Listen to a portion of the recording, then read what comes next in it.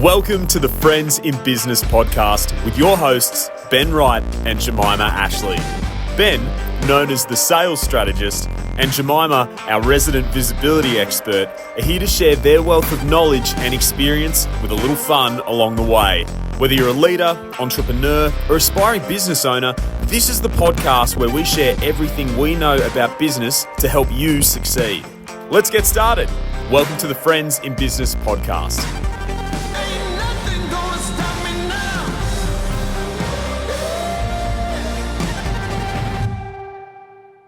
Ben, another episode of the podcast. I'm so excited. I love this place. How are you going? It's good to be back. Yeah, I'm great. It's warm, the sun's shining. You always feel better when it's warm. Not hot. In fact, it's probably too hot at the moment, but you always feel better when you have that easy living. Yeah. You know, easy like Sunday morning. I really want to do karaoke with you. Can that be our Christmas party this year? I am tone deaf, so I know, that's where I want to go. I want to see you fight for your life through living on a prayer as God intended. I don't want any tune and some dancing, please. I can sing the Carlton theme song. That's one you'll get out of me. Carlton supporter. How am I only finding this out now? I don't know. It's interesting. Busy week this week. We've been doing a lot of podcast planning, a lot of stuff for the next year. There's some big stuff going on. We're really looking forward to it. How's your week been? It looked great. Mm-hmm. A mix of the really good, a mix of the things you just need to get done. Yeah. And a few challenges. I think... I'm back, so that's problematic. Well, but running any business has challenges.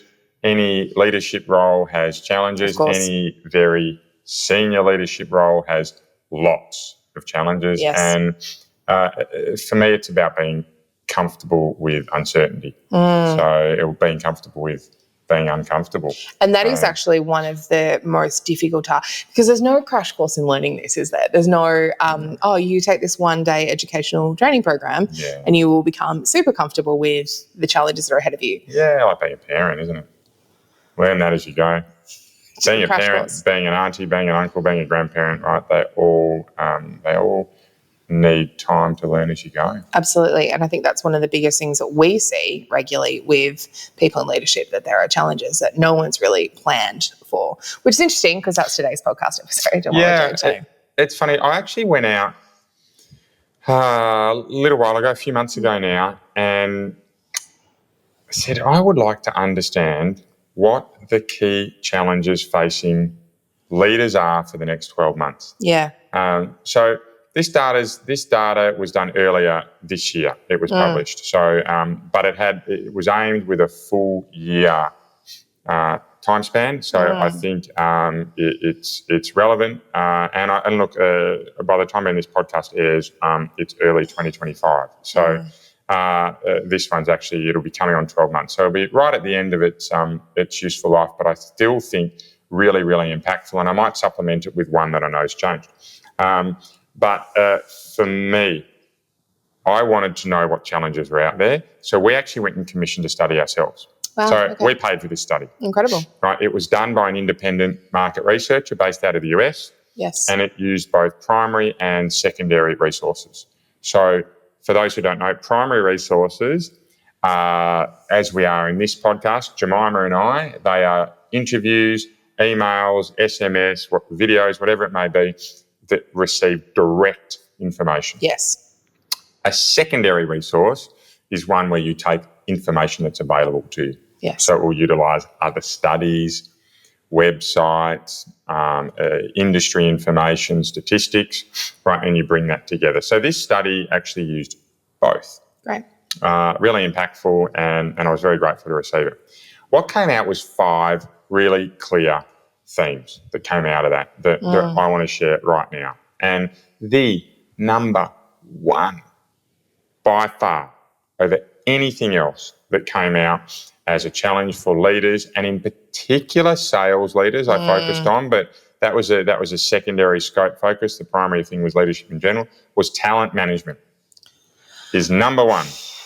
So yes, because oh my goodness, there are so many jobs that are now available.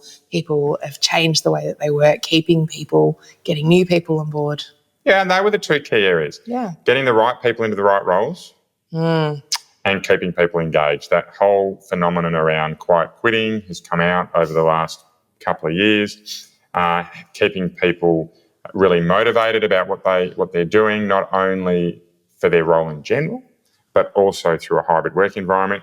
This came out as that really strong challenge for leaders. Yes. And by far number one. And there's so many things we can be doing to manage this. I might give one or two little snippets as we go rather than go through all five and come back through them again. And here, I mean, for me, it's really clear is we need to have development plans for our team. Yeah. Right. So that can be, there's a whole lot of ways we can do it, but we need to have development plans that are real. So they're not the once a year performance appraisal where people walk in, they do it to comply, right? They're there because they have to be. Even the leaders do it to comply. They build out a learning plan. Let's do an Excel course. Let's do one in negotiation. Let's go spend more time with Bob from marketing and he'll tell us. Did you do the Excel course? No, I didn't. Okay, tick. Yeah. Still passing. Yeah. These are development just plans. Flashbacks to my government days. Well, I mean, it's common in any industry you work in, but is. these are real development plans where you actually sit down and say, what do you need to develop? And for a lot of people, at the moment, it's been storytelling. People want to know how to tell stories. How do you manage change? How do you deal with adversity? Yeah. How do you manage a hybrid workforce? How do you have challenging conversations? Right? These are the less simple development plans to roll out, but the ones that make a difference. And then actually making sure they happen. Yeah. Right, that's a key part of it. And there's lots of other stuff we can do about talent management, about keeping our people. The second part of that is having a great hiring process. I think make sure that you're hiring more successfully. Yeah. So agreed. instead of 1 out of 2 hires being right, you're getting 2 out of every 3, for example. But so much we can unpack for talent management. But I think the main piece I want to share from here is you're not alone. If you're having trouble getting the right staff and keeping them motivated and engaged, you're not the only one. No. Right? But you still need to do something about it. Cool. I have nothing else. That's eloquently, I was like, I have nothing else to add to that. Absolutely. Talent acquisition, everything. Great. Number 2. Now, number 2, 3, 4, and 5 were all pretty close to each other in terms of their popularity. Number 1 was miles ahead. Number 2 is about building trust with customers.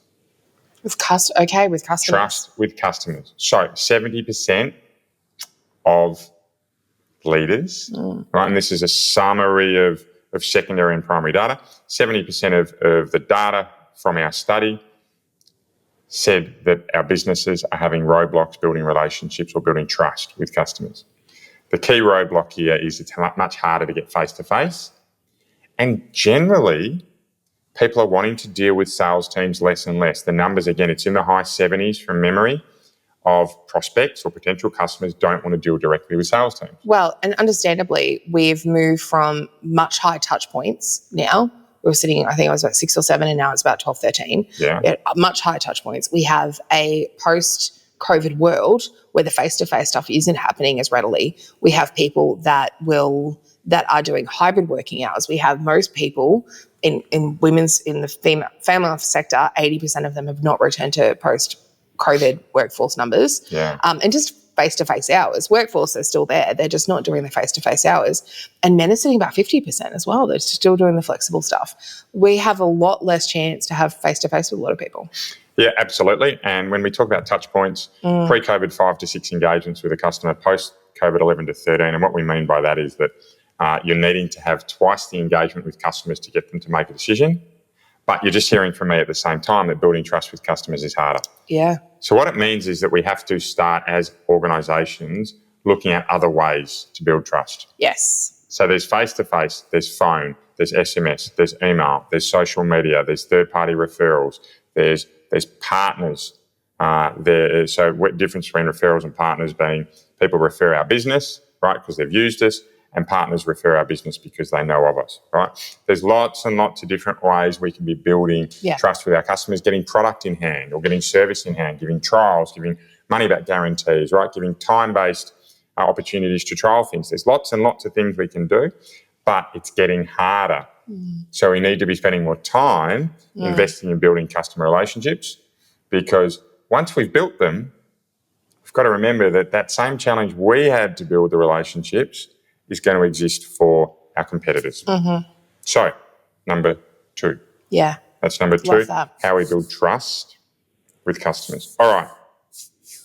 Number 3, what Customer retention. Keeping customers. Now, it's funny, we've just spoken about building trust with customers. I feel like these are closely aligned. Yeah, well, if you're building trust with customers, your retention's going to be stronger. Absolutely. But it was really clear coming out of the study that how we keep customers, keeping them within the business is getting really difficult. Yeah. Right. And for me, that's really problematic because when we talk about growing revenue, we can grow revenue through new customers, we can grow revenue through getting a bigger transaction size from our current customers, or we can gain revenue from old customers or existing customers returning. Yeah. This is the third lever, that if it's getting harder to have customers return to our business, right, and retain them, then we've got a whole lever of sales growth that's pulled out of our business.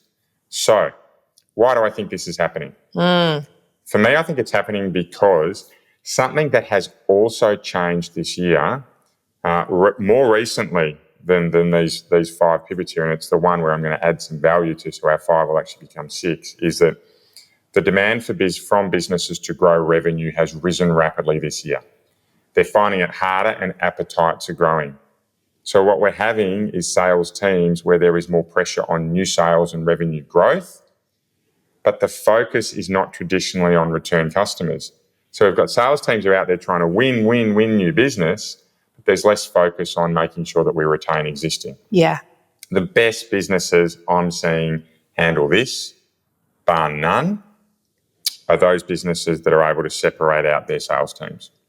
Hunters, those that are out there to chase business, versus farmers, those that are out there to farm, the execs, the account execs that we talk about, ones that are looking after the business and really investing in their current situation and how they're engaging with us now, but also those businesses that are setting up some structure around how they contact customers post-program. So it's not your product's delivered or your service is delivered or whatever, the suite of revenue generation you drive from is now all said and done. Yeah. It's not just working to get that and you're out, but it's saying, right, what are the future problems or opportunities with customers that we can work on, and having teams clearly spending time on that. Oh, I think articulating that and having your teams focusing on that is a complete game changer. Yeah, cool. Excellent. All right, so number 1 was all about people management, talent management. Yeah, great. Number 2 is about building trust. Yes. Number 3 was about retaining customers. Number 4 is social selling. Massive challenge for leaders. It's come out with leaders saying, do you know what? I'm struggling with understanding where to spend my time from a social selling point of view, but I'm also struggling with how to make an impact. Let's talk about social selling for a second. How would you define that? Give me an example. Social selling. So social selling is essentially using technology platforms that have a wide reach, right, to get out to your customers. Great. So back to that. So I just want to repeat that. So we've got leaders saying, not only am I unsure about where to spend my time, but I'm unsure about how to make an impact. Yeah. And the numbers here are really clear. And these are, from memory, these are HubSpot numbers from studies they've done. 78%, so 8 out of 10 salespeople who use social selling outperform those who don't. Yeah. So now that doesn't say where to focus or how to make an impact. What it says is by using social selling, we're generally going to outperform. And look, you know social selling better than me, so I want to hear your thoughts on this. But for me, my pieces of advice here are really clear. Pick one platform to start on and base that platform on where your customers hang out, right? And then in terms of making an impact, it becomes a trial and error piece around looking at partly impressions, partly engagement, but partly where you get results, right? So when customers come to your business, understanding where they come from. That is unfortunately not a linear game, but I'd love to hear your thoughts around social selling. Yeah, the social selling part's interesting because for the most part, when we talk about social selling, it is really around, there's a couple of really big pieces to this. One is, you are using these platforms to prove that you're the best in the industry. And that's where I think is really interesting, is that what we're seeing now statistically, 78% of people will go to Facebook over Google. Right. So as an example, and this is a real life example, I recently relocated house and I needed to find a dentist in that area. And if I go to Facebook, I just get ads for all of Melbourne. I got 100 ads of all the different places. And it was like Armadale and Balwyn and Geelong. And I'm talking these are hundreds of kilometres apart. And so I thought, well, I'll just go to the local area and ask for, I went to Facebook. I went to a Facebook group and said, hi, I need the area, I need a Facebook. Sorry, I think dentist. you said, I think the first piece is you said when you go to Facebook, you get advertisements all around Melbourne. I think you meant Google. Oh, sorry, Google. Yes, of course. Yeah. Apologies. I went to Google and there were just dozens of places. I went to Facebook next. I used a social media platform, went to a Facebook group and just said, I need some help here. And 100 people gave me the same recommendation. Now, I know, and most people now know this, you can buy your Google ranking with $20. Your Google ranking can be at the top pretty easily. And that's by paying absolutely for search results. Whereas social proof, where 100 people are shouting your name to me, you have to go to this one dentist. All right. It was an incredible experience. We have forgotten, I think, a lot of the part when it comes to these social platforms is that, one, you need to be on there. Two, people will look for a social media platform and a social selling place more frequently than they will trust Google. They want reviews. They want to know what you're doing. Thirdly, you can actually make very good sales using social platforms for the simple reason you ask for them. You currently have a complete, at your fingertips, somewhere where you can sell a $100 product, a $10,000 product, or a $2 product as easily as each other, as long as you've got the right person in front of you. And that's where the number games really start. Social media also allows us to have third-party validation very, very quickly with other people posting about us and sharing our things. So, great. So your piece of advice for leaders who are struggling with where and how to impact on social media. Where are your ideal clients spending time and money? So what platforms are they on? If you're working B2B, you need to be on LinkedIn. If you're working B2C, Facebook, definitely. These are the places to start. You need to be posting every single day. No one's happy about it. I'm very sorry. Every single day on there, and a hybrid of expertise posts that ask directly for sales, and ways to get in touch with you. The 3-click rule is really clear here. If you do not make an appointment, buy our product now, have the links ready to go. If you don't have that, the conversion rate will be extremely low. Okay, right, great. So that's the first 4 done. Yes. 5. That's the first 4. Building talent, building and developing talent. Yes. Trust from customers, retaining customers, and social selling. Right. Number 5. Here we go. Tech. So this one here is 30%, the numbers here, 30%, or around about a third of leaders are reporting stress and anxiety. I might actually backpedal that. Around 30% of leaders are reporting stress and uncertainty. Doesn't necessarily mean anxiety. Around which technology platforms to use. And so that's not just AI. That includes CRM. That includes project management systems. That includes financial systems, right? There's a broad spectrum of so many systems being available. We're just not sure what to use, which is strange, right? In a world when we can integrate so many systems through APIs, we should be able to have a seamless system, but businesses are finding they're not sure what to use, so we end up having clunky systems. Well, there's so many competing systems these days. Yeah. There was 2 or 3 CRMs 10 years ago, and now we have hundreds of them that all offer different things for different people. I've got project managers who want to use this one, and then we've got, financial ones who are making millions of dollars over here. And the problem is, with so much technology, of course, this is going to be a real block. Yeah, and a really difficult one. Unfortunately, I don't have an answer that's easy to implement here, but I have a process to follow. And for me, that's to map the customer journey. So start at the beginning when they first interact with you in your business, take them all the way to the end, right? Cradle to grave here, and map through your whole customer process. What does a great experience for them look like? And then start to link your systems in. And it's going to naturally form along the lines of a CRM through API links. If it's not a full cradle to grave CRM, API links into a project management software that then API links into your finance system that has safety bolt-ons, that has everything else with it. Then around that, start to look at layering in systems slowly that help improve efficiencies. or customer engagement. Yeah. So it might be videos, right? We use some video software. It might be systems that help us write content, for example. It might be systems that help us pull together project or delivery information, right, from all different places, right? There's lots of systems to look at. But I would start with the customer journey, map it out, and then just go one by one. Not a whole lot of systems at once because it's really difficult. Yeah. And then if in doubt, keep it nice and simple. The one thing I would add for this as well, systems are, I think, extremely underrated as you're scaling. And I think it's the one thing that I think both of us focus on heavily. You need to get out of the way and stop being the problem and the bottleneck, which we often see with a lot of leaders as well. What I will say is that if your systems aren't working now, if there's gaps in that, fix that sooner rather than later. Yeah. I have seen powerful businesses taken down just because they didn't have the right systems in place. Cool. All right, let's hear the 5 again, please. 5 things: talent management. Yes. Building trust with customers. Retaining customers once you've got them. Social selling and tech stacks to use. Yeah, I love that. So what's your silver bullet today? Very easy for me. It starts with number 1, talent management. That was a big ticket item. Spend time with your people. Invest in them. Invest in the hiring process. Invest in keeping them. The cost of people leaving businesses is huge. Yeah. The cost of the wrong people staying in the right seat is huge. The cost of people making mistakes and then exiting the business is, just as huge. So we really need to be investing time in our people, making sure that they are learning, making sure they are engaged and feeling part of your community, right? But as importantly, I think that is making sure you have an ability to do all of that with some balance in your bandwidth, right? And there's lots of things we need to talk about here.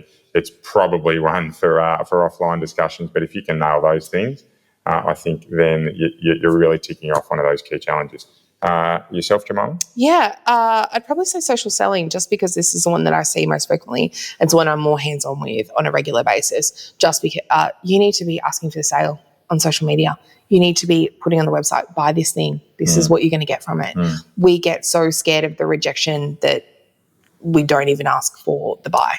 Yeah, cool. Love it. Great. All right. What a great podcast. That was a lot of fun. Excellent. And it's nice. Like, I'm really proud that we went and commissioned that study. So we've actually got some data that we can use. Can I just say, I had this moment where I was like, Ben, I thought I was taking the nerd seat. No, you want it? Okay, interesting. You can't have the not funny and the nerd seat. That's not how it works. Nerd away. I love it. All right, everyone. Have a fabulous week. We've been your nerds in business and your friends in business. And look forward to catching up again next week. See you later. See you next week. I've been tried and I've been tested. Thank you for listening to the Friends in Business podcast. This episode was brought to you by your hosts, Ben Wright and Jemimah Ashleigh, recorded in beautiful Noosa, Queensland. For more insights and resources, visit Ben at strongersalesteams.com and Jemimah at jemimahashleigh.com. If today's podcast has helped you, we'd be so grateful if you could leave a review and share with someone you know. This will help more people in the world benefit from the hard work we're putting in to bring you the best content we possibly can.